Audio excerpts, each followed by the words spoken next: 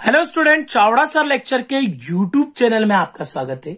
सामाजिक विज्ञान के लगातार वीडियो आप लोगों को मिल रहे हैं। थोड़ा सा क्रम जरूर गड़बड़ाया है, पर आपको मेरी प्लेलिस्ट में सारे वीडियो धीरे धीरे मिल जाएंगे। तो आइए शुरुआत करते हैं कक्षा 10वीं सामाजिक विज्ञान प्रश्न बैंक के अगले पार्ट की ओर। और अध्याय 3 इतिहास का भूमंडलीकृत विश्व का बनना। भूमंडलीकृत विश्व का बनना ज्यादा इंपॉर्टेंट अध्याय तो नहीं है, एक ही नंबर का ऑब्जेक्टिव है, पर पढ़ना तो पड़ेगा। तो आइए शुरुआत करें अध्याय 1 की। भूमंडलीकरण की शुरुआत किस दशक में हुई? तो यह हुई थी 1990 के दशक में। गिरमिटिया किसे कहा जाता है? अनुबंधित मजदूर। अनुबंधित मजदूर को कहा जाता है। द्वितीय महायुद्ध के बाद यूरोप में कौन सी संस्था का उदय आर्थिक दुष्प्रभाव को समाप्त करने के लिए हुआ?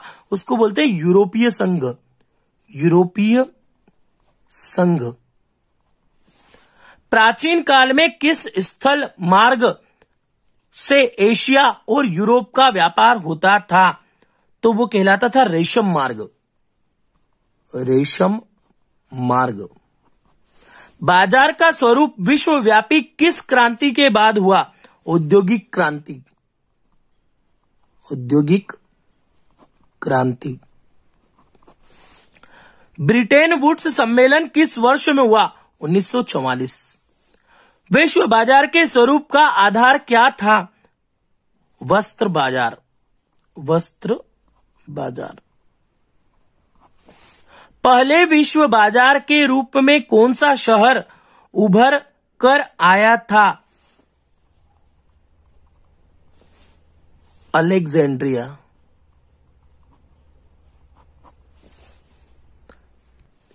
इसके बाद है रीदर कीटर का संबंध किससे है? उसके पहले गिरमिटिया मजदूर बिहार के किस क्षेत्र में भेजे जाते थे? पश्चिम क्षेत्र में। पश्चिम क्षेत्र में। रीदर कीटर का संबंध किससे है? यह है मवेशियों से। मवेशियों, पशुओं से है इसका संबंध। IFM का पूरा नाम? अंतरराष्ट्रीय मुद्रा कोष।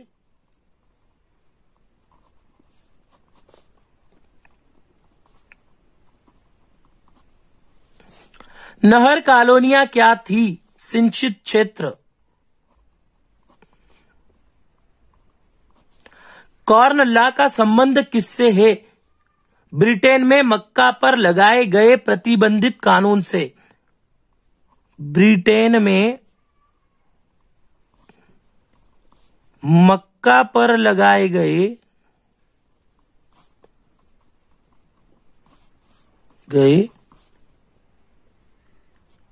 प्रतिबंधित कानून से। जो आप लोग भुट्टा खाते हो वो वाली मक्का की बात है। हाँ, प्रथम विश्व युद्ध हुआ था। प्रथम विश्व युद्ध 1914 से 1919 के बीच में। भारत में ग्लोबलाइजेशन कब शुरू हुआ? 1991 में।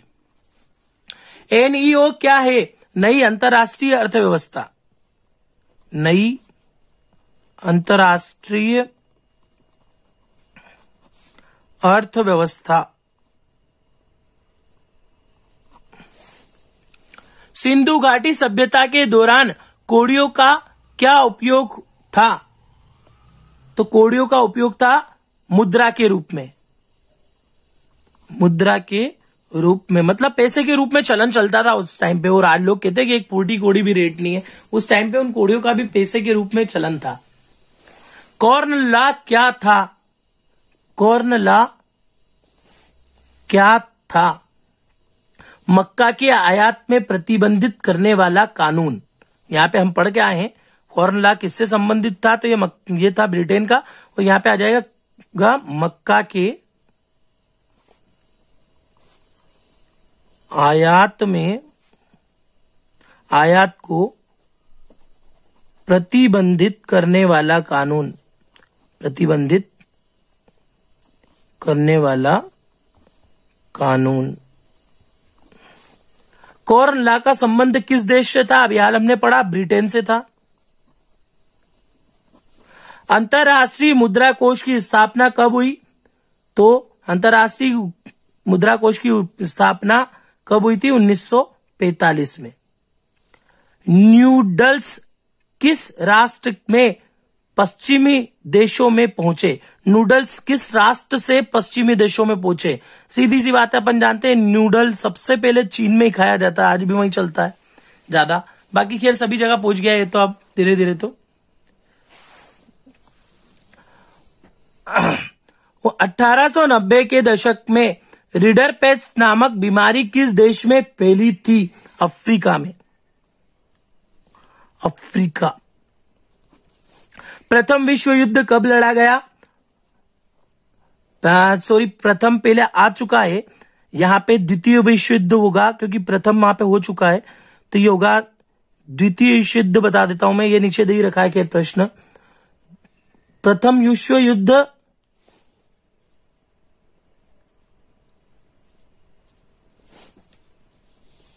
या द्वितीय मान लीजिए, क्योंकि प्रथम का उत्तर पहले भी है, दोनों का कॉमन आंसर हो जाएगा हमारा। 1939 से 1945 के बीच में लड़ा था। 19वीं शताब्दी में यूरोप के लगभग कितने लोग अमेरिकी और ऑस्ट्रेलिया में जाकर बस गए? 5 करोड़ लोग। 5 करोड़ लोग बस गए थे दोनों जगह में जाके भी। सिल्क मार्ग से क्या पता चलता है? तो सिल्क मार्ग का क्वेश्चन आप लोग मेरे मुंह से सुन लीजिए। इसको बोलते हैं चीनी रेशम। क्या कहा जाता था? सिल्क मार्ग नाम से पता चलता है कि इस मार्ग में पश्चिम को भेजे जाने वाले चीनी रेशम, जिसे सिल्क कहा जाता था, उसका कितना महत्व है। ठीक है। कॉर्न लॉ क्या था? हमने पढ़ ही लिया है। कॉर्न लॉ था ब्रिटेन में मक्का पर लगाए गए प्रतिबंधित कानून। वो क्या कहलाता है? कॉर्न लॉ कहलाता है। और आगे देखते हैं। अगला दे रखा है, प्रथम विश्व युद्ध में सहयोगी मित्र राष्ट्र कौन थे? तो प्रथम विश्व युद्ध के सहयोगी मित्र राष्ट्र थे ब्रिटेन, फ्रांस, रूस व अमेरिका। प्रथम विश्व युद्ध में केंद्रीय शक्ति कौन सी थी? वो थी जर्मनी, ऑस्ट्रिया, ऑस्ट्रिया में भी हंगरी और ऑटोमेन तुर्की।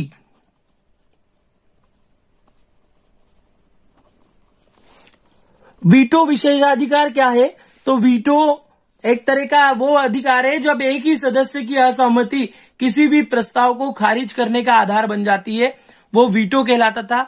आयात शुल्क से क्या आशय है?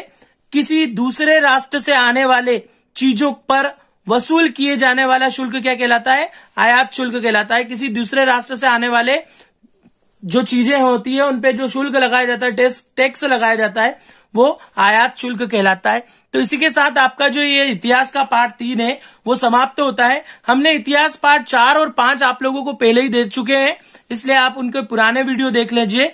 और इस वीडियो को यहीं समाप्त करते हैं। अगले वीडियो का इंतजार कीजिए। अर्थशास्त्र के वीडियो अभी बाकी बचे हैं और नागरिक शास्त्र पूरा बचा है, तो आप उनका इंतजार कीजिए। तब तक के लिए धन्यवाद।